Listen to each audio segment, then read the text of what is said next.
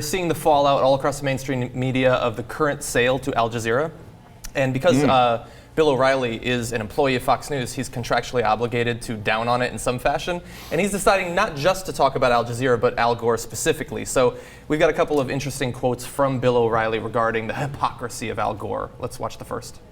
Back in 1948, little Al Gore was born with a silver spoon in his mouth. And maybe it should have stayed there. His father, an oil man and a senator of the United States, raised Al in privilege. And with all the comforts, he became a champion of the left in adulthood, cashing in big time on the global warming issue. The former vice president used some of that money to then invest in a far-left cable network that has been a colossal failure.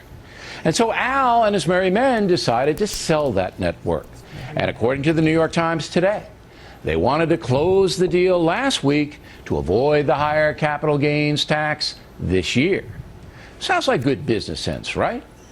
All right, so I have many fun things to say just on that first clip. First of all, one of my favorite Republican points is, well, if you're wealthy at some point, you should really be a jerk to everyone else and insist on more money for yourself. If you become a do-good liberal after you already have money, well, that would maybe make you a decent human being. And so they, yeah, limousine liberal. Well, so you prefer the limousine conservatives who are like, I want all the money and I'm going to keep it all for myself and I'm not going to do any good for anybody. Oh, well, congratulations. Well, these guys who fought Jimmy Carter tooth and nail every time he wanted to do anything regarding arms control with the Soviet Union, what they're asking for from people like Al Gore is unilateral disarmament. Like, okay, the higher tax rates are there. Well, not for me.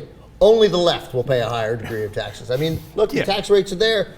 Every businessman in the world is going to try and get in under the capital gains rate and get it at 15%, 20%. And by the way, it should be 35%. Yeah, and unlike the conservative, selfish folks like Bill O'Reilly, he's saying the rate should be higher. You should be, for whatever money I made off this, you should charge me. I'm actively fighting for you to charge me so much more. Second of all, this is a conspiracy theory. I have no idea if it's true that they were trying to get the sale before the year's end. They didn't. The sale was on January 2nd. So this is all like conjecture, like, oh, since it was on January 2nd, they're actually paying higher taxes. That must mean that they were trying to pay lower taxes. But wait a minute. Well, I don't even. If they were trying that hard, maybe they could have gotten it on December 31st. They could have been trying and failed. They could have. They could have, but they have no evidence of that. Yeah, that's right. true. In fact, the evidence is it closed on the next year where they paid higher taxes. I hope they tried to get it in on December 31st. Of course, I would do the same thing. Everybody would do the same thing. Right. Including Bill O'Reilly. Just because we think taxes should be higher so that we can build roads and bridges and hire cops and firemen, etc., doesn't mean that we love taxes. Oh yeah, I want to pay more. I personally, just out of the goodness of my heart, paid 89% taxes. Yeah. That's not how it works. That's not how human beings react. And then my other favorite part of this, the hypocrisy of their criticism is, Karen, what a colossal failure that was. That's why Al Gore got so rich through that enormous sale of Current. But wait a minute, was it a failure or did he get rich? Yeah. Okay. Well, two other things that are ridiculous there. One, he had to sneak in that it was Al Gore and his merry men, apparently implying that he's in business with homosexuals or something like that. No, they just got to do a little dig. But I like that. It's Robin Hood. Yeah, exactly. And the second is that... is he Robin Hood or is he greedy? Tides go in, tides go out. You can't explain it. But I love also that, like, he was the vice president. He gets out and he really wants to cash in on something. So he chooses to make a documentary about global warming. So that's clearly, if you want to make big money, that's the thing you do. Yeah, that makes no sense. But we got more from O'Reilly. Yeah. Just 2 months ago, old Al gave an interview to the Reuters news service and said this.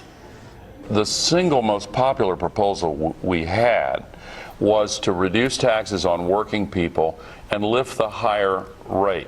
Let's give an incentive to work, and let's ask the most fortunate in our society, including me and you, to do our fair share. Ah, to do our fair share. Isn't that fascinating? So, what is our fair share? Well, I guess that means selling assets at the lower capital gains rate.